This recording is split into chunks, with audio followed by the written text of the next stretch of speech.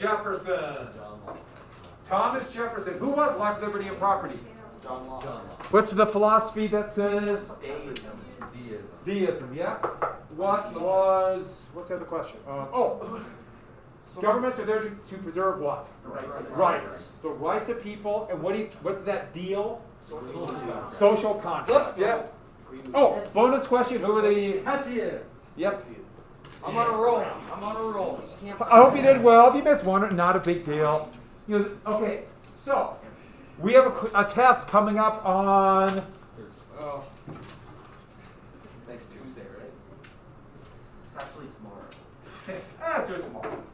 What time will this be? This is Tuesday. No, it's not open note, even though you're going to be doing it at home. That is why you are going to log in at class time on Teams. You will log in with your camera on, so I can see you and look at you. Should I get that day off work? You have to work? That's a tough one because it's a school. Yeah, that's school. So it's okay if Take it to your siblings work. run in the room and go, "Oh, is that me here class?" What's that? My siblings, I have like they'll just Yeah. run in and out of my That's okay. We'll turn their mic off. The big thing is, and I know it works out this way, that you guys are going to be the ones at home. You have to log in. You have to have your camera on. I'm going to put you on the big screen. And we're not actually going to take a test. We're just going to sit here and laugh at you guys as you strain when you see the questions I give you. No. It's going to be multiple choice and short IDs. I talked about this online on Wednesday. Did everyone catch that on Tuesday? You did. And So to be honest, I was out of last week. oh yeah. Where were we at in Utah? We went to Bryce National Park and Zion National Park. Oh, they're awesome. Oh, these are It is so beautiful. And you went the right time. It's not as crowded and a little bit cooler. That could be a hot place. It was freezing that night though. I bet. It's shocking how pretty that is. Yeah. Definitely totally something different from what we used to. So I was like, this is new and I love it. And you went, yeah. Probably was not near as crowded. Yes. Yeah, I got it. Say it again. No. I do not know Morse code. Yeah. I know SOS. What's SOS? Huh? 3 letters. And dot dot dot dash dash dash dot dot dot. Doesn't mean anything except for it's easy to recognize. It's also a Rihanna song. Huh? It's also a Rihanna song. Okay. So with that, I did not know that. All right. So my musical taste is pretty much it ended in 1985. Okay. With that, no, I'm not quite that. What about the police? That's too long. What about Smash Mouth? I got that. Okay, so there'll be no less, no more than 1,000 multiple choice. I promise. No more than 1,000. Thank you. You can take that to the bank. What about the grade? Huh? What about the grade? The great? The grade. Can I take it later? The great? Grave. G-R-A-V. Oh, take it to the grave. Oh, I said take it to the great. Now, where are we going with this? No, I had great. Okay. So next, number 2, there'll be short ID essays. And I've talked about this a little bit on Tuesday, but let me just repeat what they are. Short ID essays are a good way. I do writing in it. You probably have something like them. I call them short IDs. But they're 3 to 4 sentences, which mean probably 4 sentences. And they're a short paragraph. And I'll use the terms, if you look on there, there are ones with asterisks. Those will be your choices. And I'll break them up into little groups of like a 4, and you must short ID 2 of them, that kind of thing. And this, you have to know material about it and be able to link it to other things in that era. So this is not just a quick little memorization of a couple facts and write it down. You will not get credit, full credit. But the great thing about short IDs is that it allows you to write what you know, and still, even if you don't get everything, you'll get some points. I don't like multiple choice. Multiple choice are just, we got to do them. But multiple choice are just simply one answer is correct, one answer is, and the rest are false. That's a lot harder for me. Once you get over the fact you got to write more, but yeah. And Just to repeat what they were as I said it, your nose keeps popping out. I know, it's a pain. Stapler. But you must have these things. Note, you don't need a topic sentence. Just write down like the word and then start your first sentence. So put down like if it's a T app, so say T app and make sure that's first so I know what you're IDing. And then the next couple sentences, you must give me a quick summary of what it is. So basically you're going to explain what it is, where, when. Don't make stuff up. You don't put down the T Act was in 2018. No. Don't make up stuff. If you're not sure, put down 1770s. Put down 18th century at least. Even put down the events leading up to the Revolutionary War. Just put down some time frame. But explain what it is. Next, number 2. You have to give an example of it. A specific example of that event or what was going on at that time. Like I put down the Tea Act, talk about, that led to the Tea Party or, that kind of thing. And then lastly, so that's the next part. The last part, you must explain. You will not get full credit at all if you don't have why it's important. It led to this. And a quick explanation of what that is. And that's what you need to have. Has everyone got that? So you have the Tea Act, it led to the Intolerable Act of the First Continental Congress. If you don't have that, you will lose, well, if they're 10 points each, you lose 3 points. At least.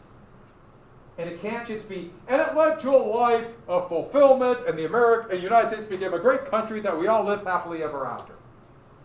No, that will not get you credit. It must be something specific at that time it led to. Has everyone got that? So that means you can't just simply give a brief summary. You have to have an example and what it led to. But if you think of it that way, remember, or work on that, know it. When you actually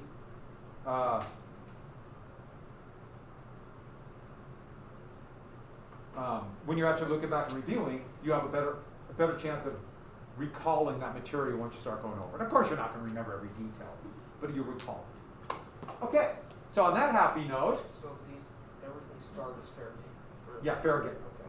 The rest of them just basic knowledge. Can it be over 4 sentences or not? No, I want you to be concise. The great thing about a short idea is that it's the building block of an essay. In an essay, let's say a 5-paragraph essay, the 3 body paragraphs, everyone knows what I'm talking about. Those are basically just 3 short ideas. All you need to add is a topic sentence, maybe one more example, and some kind of transition to the next paragraph. And you and I said why it's important. In an essay, why it's important is how it relates to your thesis. That's all a short idea is. That's all a paragraph is.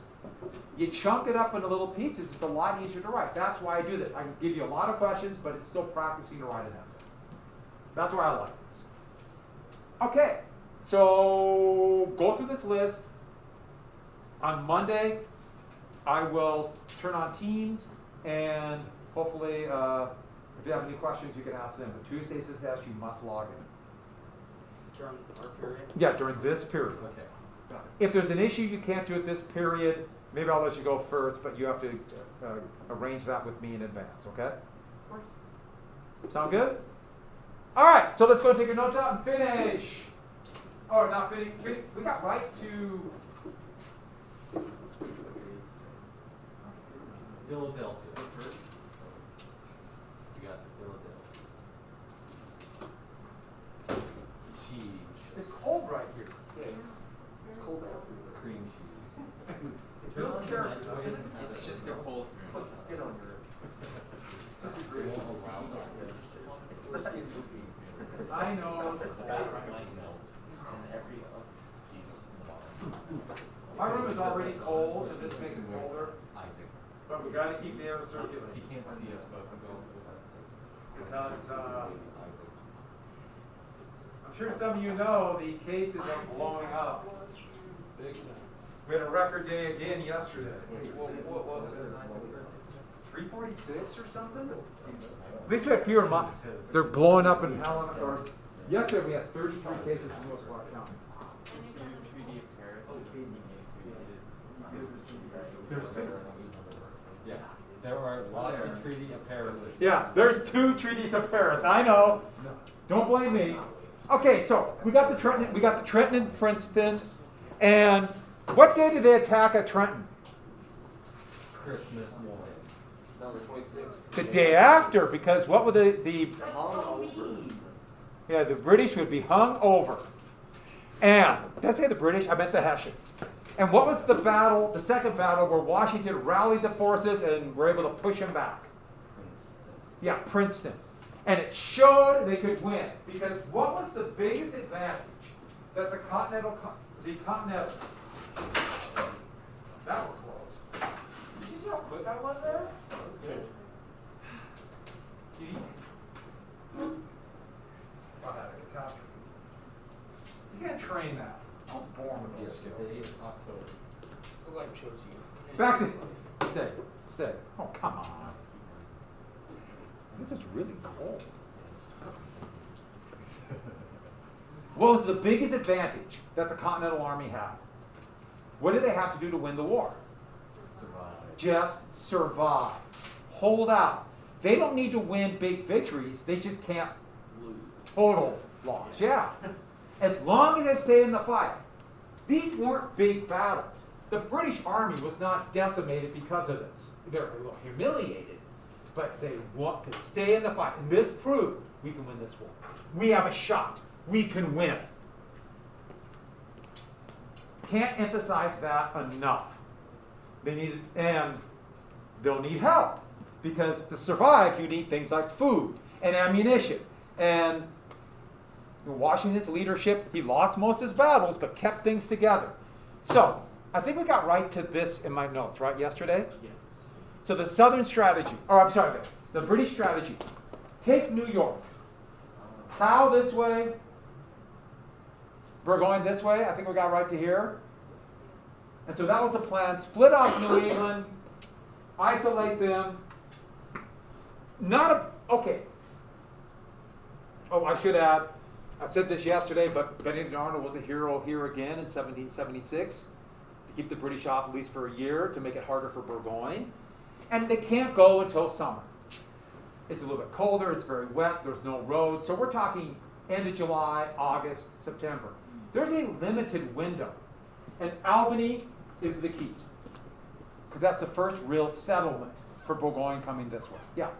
Did the colonists get their gunpowder from the British whenever they won a battle? Oh yeah, they took everything from them. So That's part of the deal from the Hessians. They let the Hessians go, go back. They pardoned them is the word they would use, and then they took all the weapons. Okay. And uniforms and coats. So you're going to see Washington's army in a hodgepodge of stuff. They'll show them in blue for paintings. But I think I mentioned this. What was the battle where where did Howe decide to go? Philadelphia. And he went to Philadelphia. He attacked here. And what was the battle where he nearly defeated Washington's army and destroyed it? Right in front of Philadelphia? Brandywine? Yeah, that's Brandywine. Germantown was the other one. This time Washington did better. But Philadelphia falls, but where did the Continental Congress go? They went to what's called York, Pennsylvania. They just ran away. Howe just assumed we took their capital, they'll sue for peace. That's how we fight. There was no fights to the finish. Hey, we took your capital, it's over. This isn't that type of war. The British were strong enough, this proved, to go pretty much anywhere they wanted. But they didn't have enough men to hold everywhere, and all the Continental Congress had to do is step back. Now, they all want to fire Washington, including John Adams. This would happen pretty much till the end of the war. So, while this is going on, Philadelphia falls down here. Burgoyne's marching this way and has no idea he's alone until September. Winter is coming. He has over 10,000 soldiers out in the middle of the wilderness. If he's caught out there, his army's doomed. This is a disaster. He should have probably turned around, but he decided, I'm still going to get to Albany. Right here, I'm still going to get to Albany, because then hole up for the winter in Albany. And that became his strategy. every Continental force all around here begin to organize here. And they're mostly militia, but we're coming to the battle, actually 3 battles. But the crucial and the other turning point battle, the battle, I'm trying to find, Yeah. It's on top. I'm listening. well, what is it? You were talking about the test, so I had to go find everything. So Oh, okay. you guys can put it in the answer. Put your plan. All right. So with that, so quick finish it and then close it.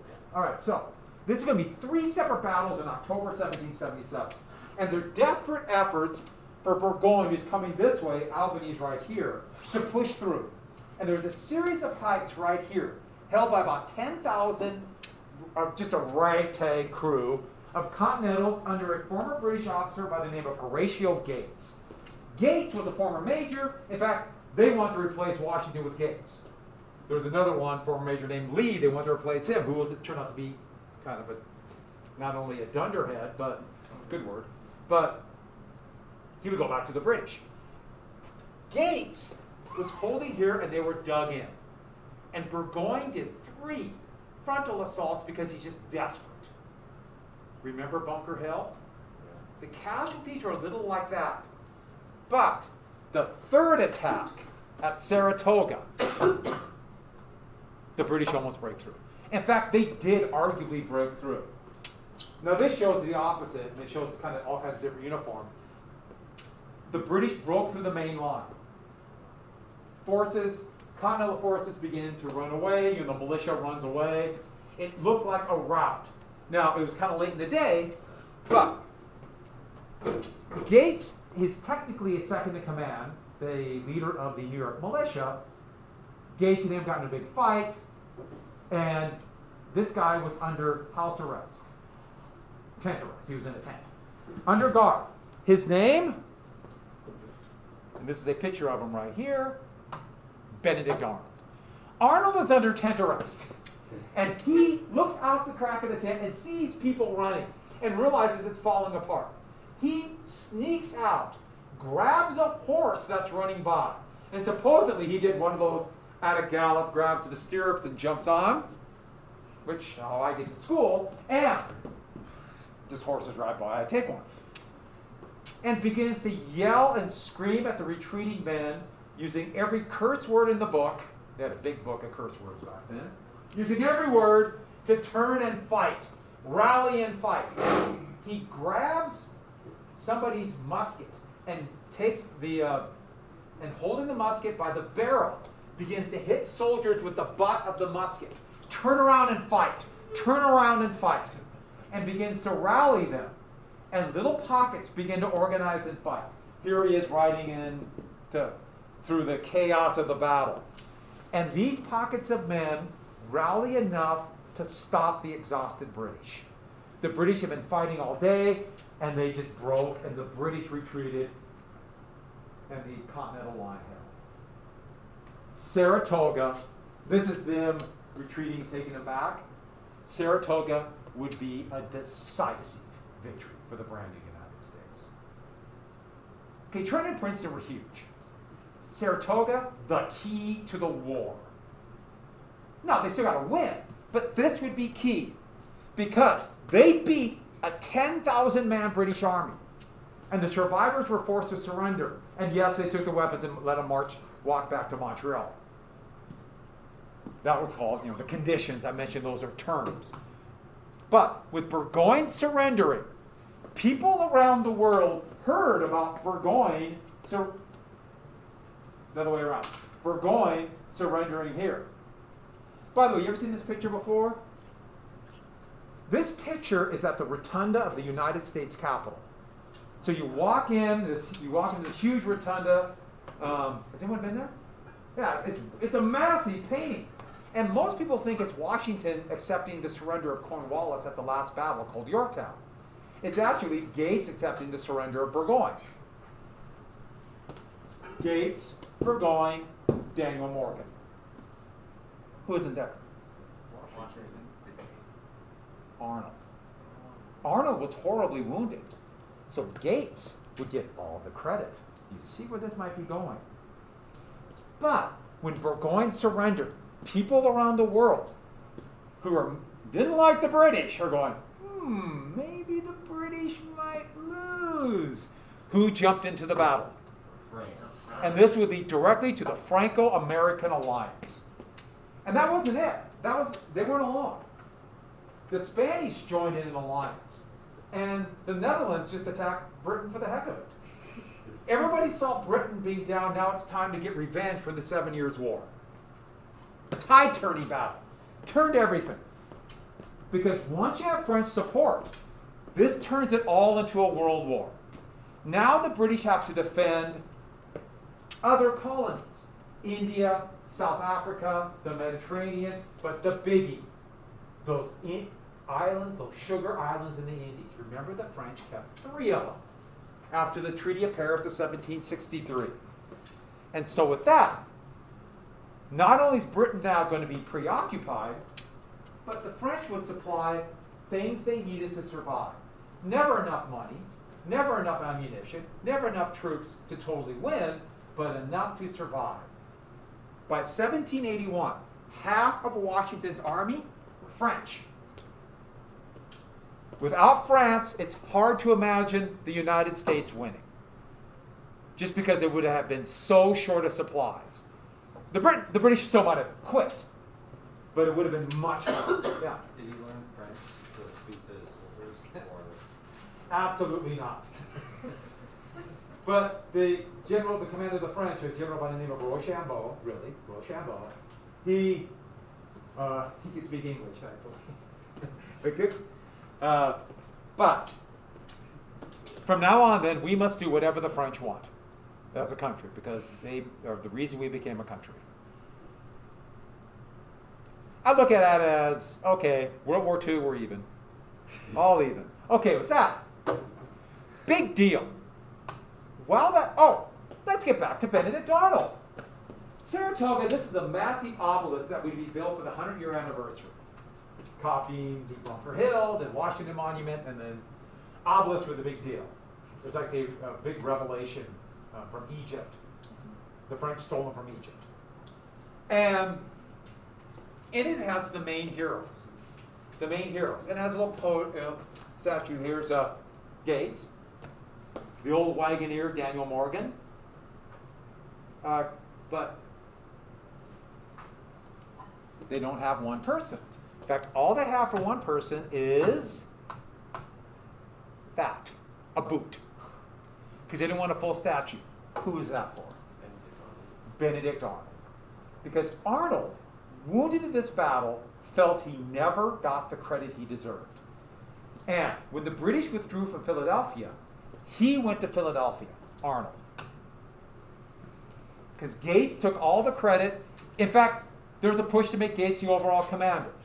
Arnold was in Philadelphia. So the British had pulled back to New York. And as he recovered, he was horribly wounded. He was hit in the belly, and he survived, which is just amazing back then. Pre-antibiotics, it's hope for the best. And he got hit by a couple other places, but the belly was the bad one. And he befriended loyalists there. In fact, would marry the daughter of a very, very prominent, wealthy loyalist family. Which, by the way, one of the leading patriots befriending a loyalist, because they played to his grievances. He felt slighted. He did not get the credit he deserves. He felt slighted for Ticonderoga. There was an attempt to take Canada that failed. He pulled out successfully. Didn't get the credit. Didn't get the credit of Lake Champlain in 1776. But the biggie, Saratoga. As he saw, he should be commanding huge units, and nobody would give him command. And so as he recovered, this resentment built. And there's nothing more corrosive than people who feel like they're slighted. It builds into this ugly grievance, where this resentment and anger builds and builds and builds. By the way, playing on people's resentments and anger is a great political stunt. It's really effective. really effective. You build on how angry they are and said, I will get those who slighted you. It really works. There's a lot of examples in history. You can see it today. But the best example is this horrific man right here. Do you know who that is? Nixon.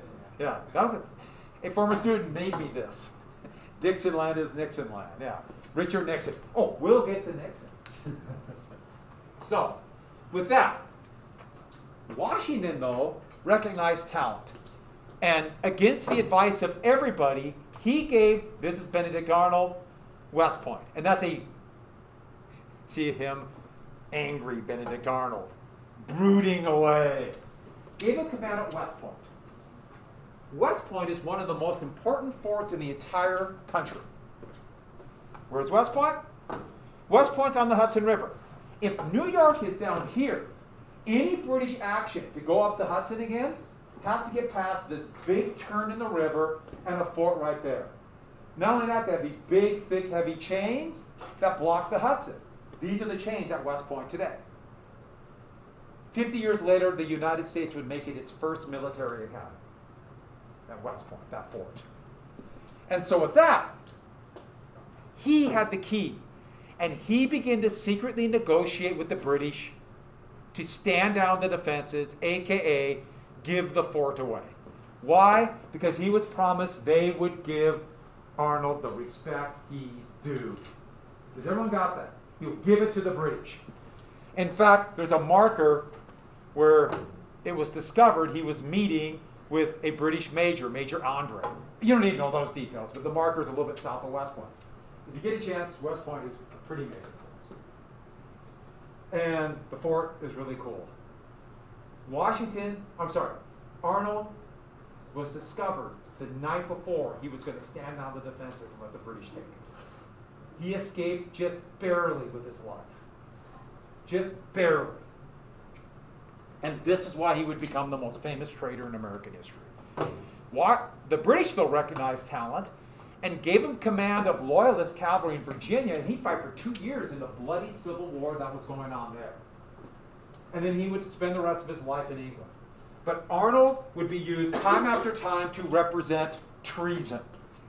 Treason. Traitor.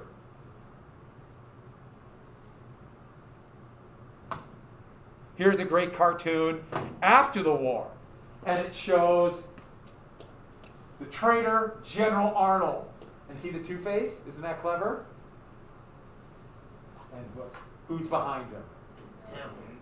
Beelzebub. Yes, the devil. I like Beelzebub. No, I don't like Beelzebub. That didn't sound good at all, didn't it? I like it. And I filmed that. All right, so while that's going on, what about the West? There's fighting all along the frontier. Fighting all along the West. And this area that was blocked off by the proclamation of 1763, colonists were coming in there, and the British wanted to hold it. And this is in many ways going to be a fight between allies of the British, American Indians, and the colonists. One of the most famous allies of the British was Joseph Brandt. That's what the British called him. This is how it's phonetically spelled, and I can't do it. I will butcher it. I know I would. Anybody want to try it? I don't know where the accents are. It's a really hard one. So from that, they got Joseph Brandt. Yeah.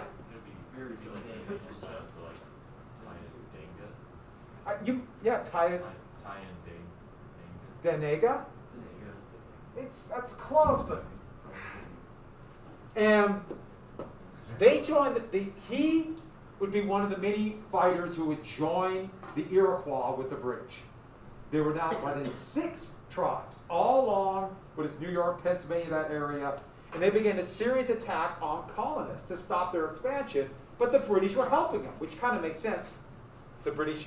Put the phone away. Okay.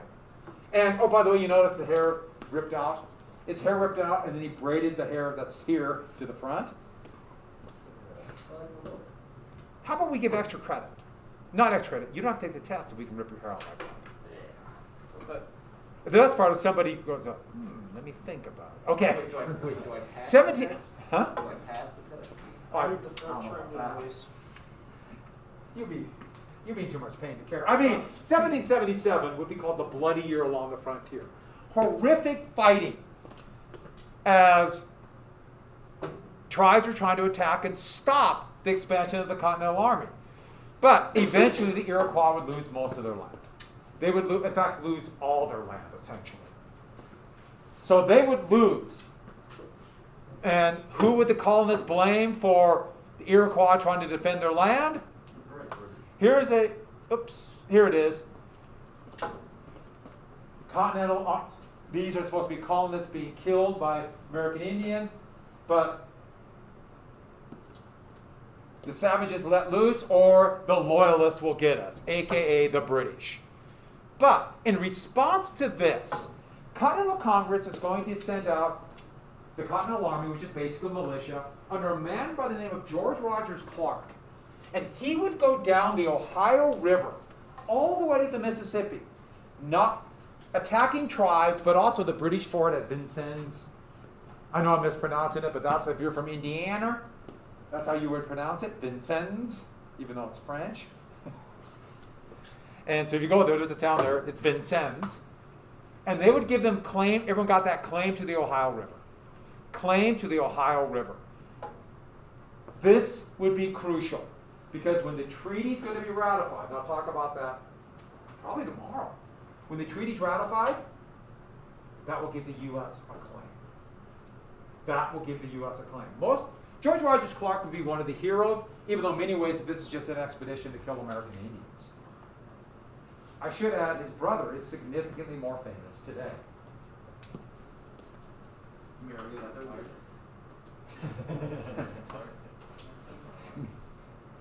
Yeah, Mary, exactly right.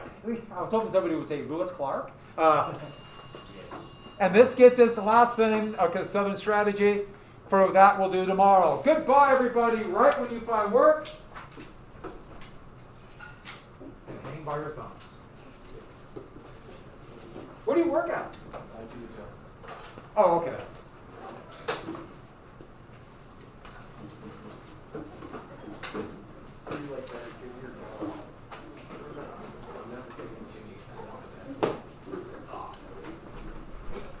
Wait, there's an actual John? I thought it was just Jimmy.